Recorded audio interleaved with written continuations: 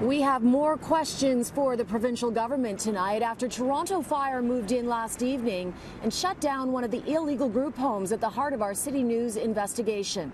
Now, 11 vulnerable residents are homeless, despite a warning to the government from the OPP that it needed to come up with a strategy to help people like them.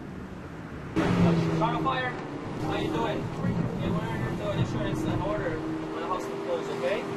This is not a victory for anyone. 11 vulnerable residents left homeless and taken to a nearby hotel by the Red Cross after Toronto Fire moved in and closed their illegal group home for ongoing multiple fire code violations. It was simply heartbreaking. Now that this home is closing, where are you going to go? On the streets, Cynthia. The sad reality is that is a possibility for that man.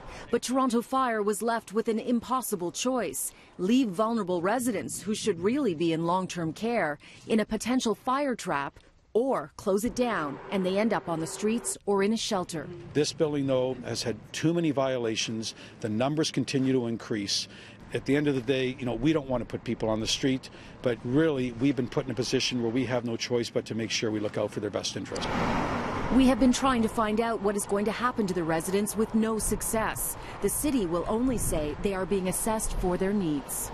Nobody deserved to die that way. He had no dignity and no help. City News has been exposing the appalling conditions in illegal group homes in an in-depth investigation. Our findings are similar to an OPP report that found residents who are often elderly or have mental health issues living on mattresses on the floor without adequate food or care in mouse-infested homes.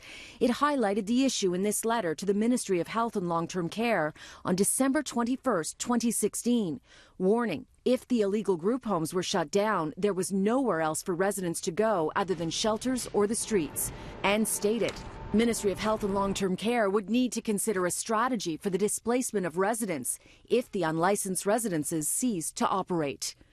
We asked the government if, 1 year after that letter, they have come up with a strategy. The statement from a ministry spokesperson didn't answer the question, reading in part, our government is committed to more closely examining this situation and coming up with solutions and opportunities to enhance the safety and oversight structure of unlicensed group homes.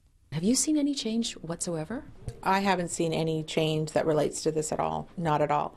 We already have about over 30,000 people on waiting lists for long-term care. There's really not been a lot of action by the ministry for this particular issue. What is the solution? We need more long-term care beds. If it's group homes, we need proper group homes that are properly funded and monitored, not someone just opening up a house that they've rented.